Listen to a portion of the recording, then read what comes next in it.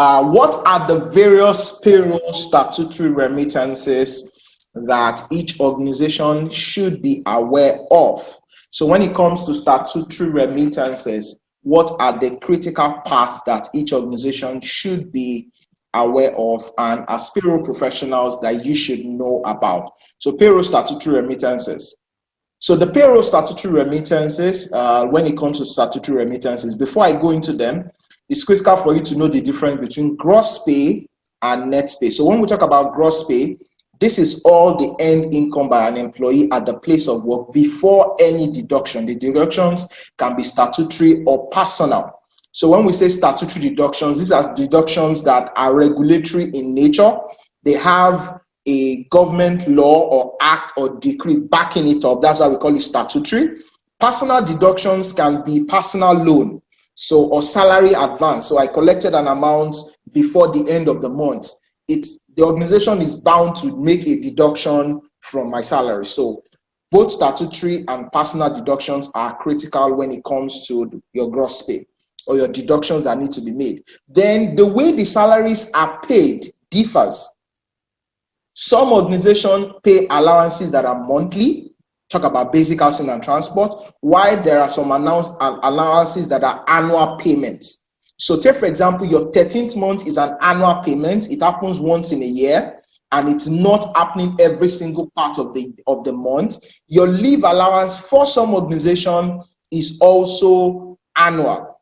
So there are some organizations that have factored in their leave allowance into monthly pay, such that when an employee is going for leave, he doesn't get extra salary aside his monthly salary for that point. But some organization will still pay you a lump sum as leave allowance. So it's a function of the remuneration practice that your organization chooses to adopt.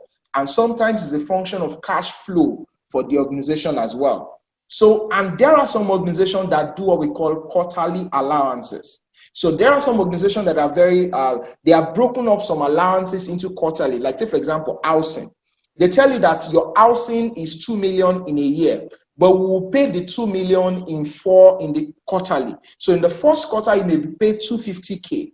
Another quarter, you are paid another 250K. And what that means is that rather than break your housing allowance into your monthly payment, it is paid quarterly. So depending on each of these payments, it also affects the calculation at the payroll level, which is very critical. So you see an example, you have the payment cycle. So basic is paid monthly, but you have an annual payment of 13th month, annual of leave allowance.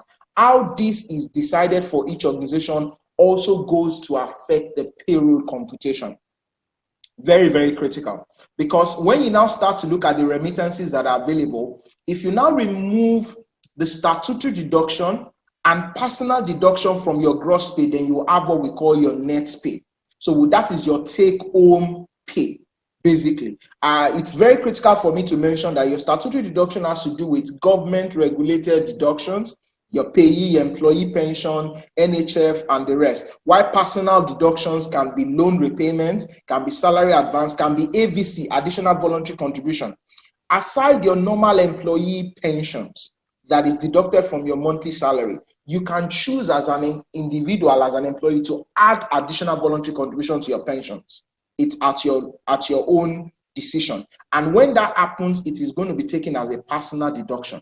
And both of these would be deducted from your gross pay to be able to come about with your net pay. So when we're now looking at the various statutory deductions that are mandatory payments to be made by the employers to the appropriate government agency, and they are backed by either a law, an act, or a decree.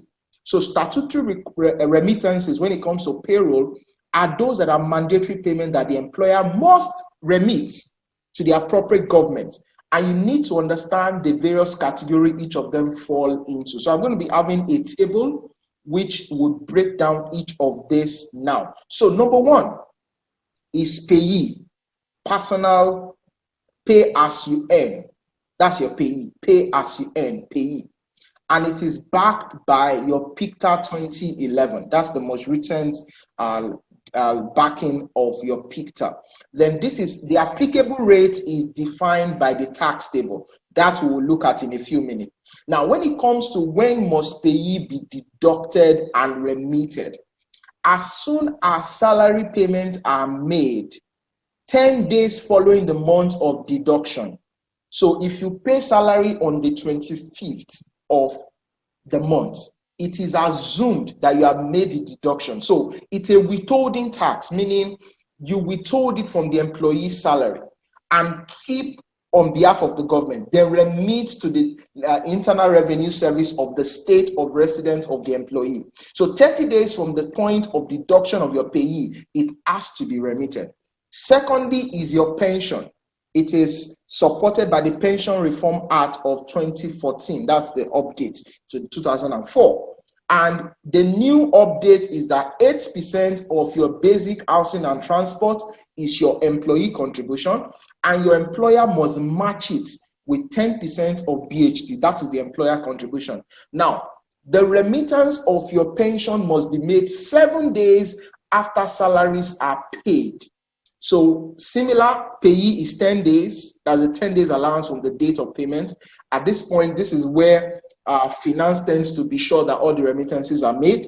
Then 7 days for pension. Then National Housing Fund is 2.5% of basic allowance. Now, in terms of remittance of this, is not specified as to when, but it's always advisable that you do it the same time you are remitting your payee, your pension, and the rest. Then for NSITF, that is supported by Employer Compensation Act of 2010, and it is 1% of total monthly payroll.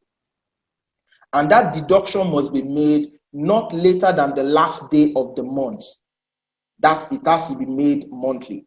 Then in case of ITF, it is backed by ITF Act of 2011, and 1% of total annual payroll is what ITF requires each year, and that's an annual payment. Then you now have the NHIS Act of 2004, which means there should be a national health insurance for each employee. Now, in the advent of HMOs, there are health management organizations that procure health insurance on behalf of employees. They are to cover the gap for NHIS. Now, it's critical that when you are doing your HMO selection, you need to be sure that, are we going to be making an additional contribution to NHIS, or everything is embedded in our HMO cover? But they will be like your third party as relating to the NHIS on behalf of the organization.